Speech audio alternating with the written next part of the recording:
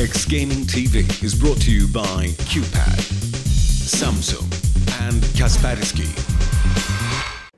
I am standing here together with one of the biggest eSport profiles from Norway. His name is Christophe Roblen, more known as Monk from Oslo Esports Club, formerly known as Oslo Lions.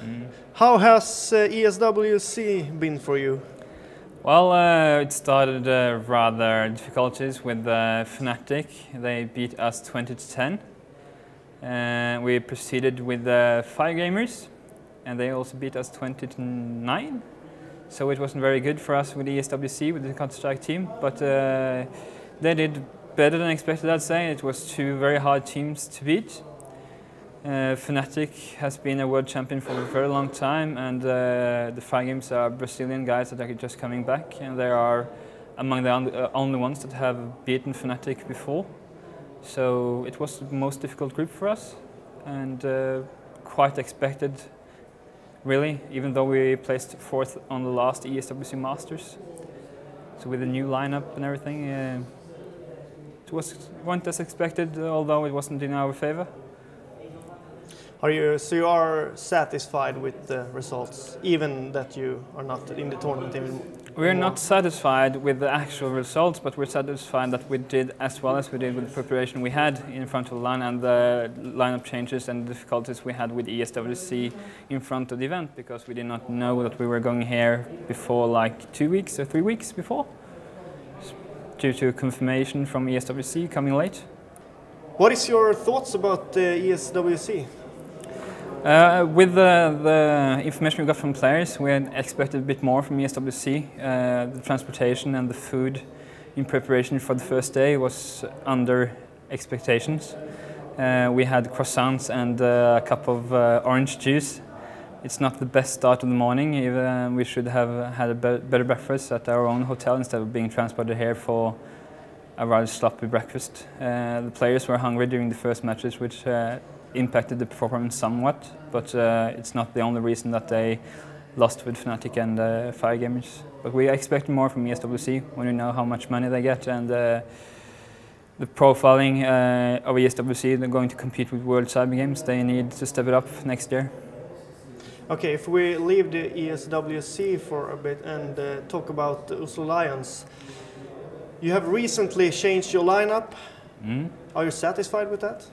We're very satisfied right now. We had players in our lineup that were not satisfactory for the everyday usage. Some were doing a lot of work and had relationships that were inhibiting them from playing the time moment needed to get better. So now we have 5 EU guys that are really on. They are bootcamping, they're able to bootcamp more often. So we should see some better results in the future. How many people is involved in Lions Esports Club? Directly now it's about 35 to 40 people that are involved, and it's growing every week, every month. We're taking in new players from both Norway and the Nordic countries. Most recently we took up Xbox 360 with Call of Duty Modern Warfare, who's also playing Modern Warfare 2. Which is the Swedish reigning champions. So we are actually, for the first time, gone out of the borders of Norway to expand, because we felt that they were the proper people for Lions. We always try to expand esports in Norway, and that's why we created Lions, to pioneer and front esports from Norway, within Norway and internationally.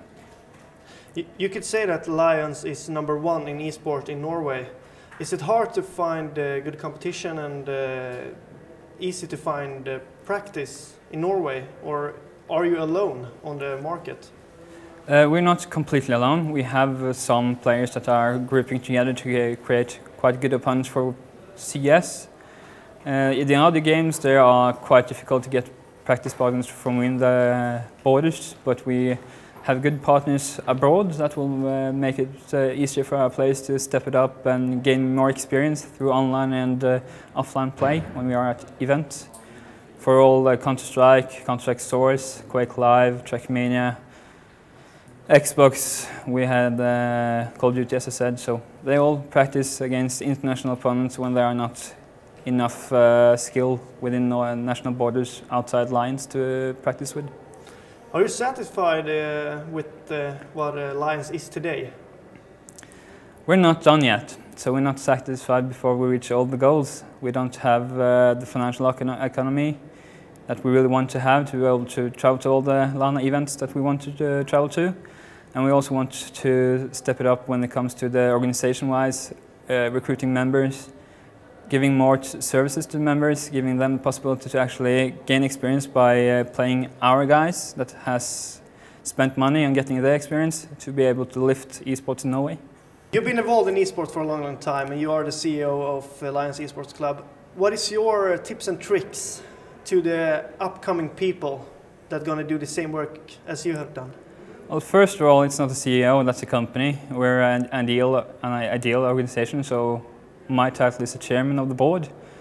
First tip is to not commercialize it at once. Esports right now is not sufficient to support commercial activity in the small starting up procedures. You'll need a very big backing from a company in order to do that. You should strive on, have the passion for gaming, get some guys that you really trust and have the passion for the game. Start in small and expand as you feel it's natural for you to do it. That's the best tip I can give you. Okay, and the final question. Could you say something really good in French? Ça dépend que tu veux. Qu'est-ce que tu veux que je parle avec le français? C'est un peu difficile pour moi, mais je vais essayer. X Gaming TV is brought to you by QPAD, Samsung and Kaspersky.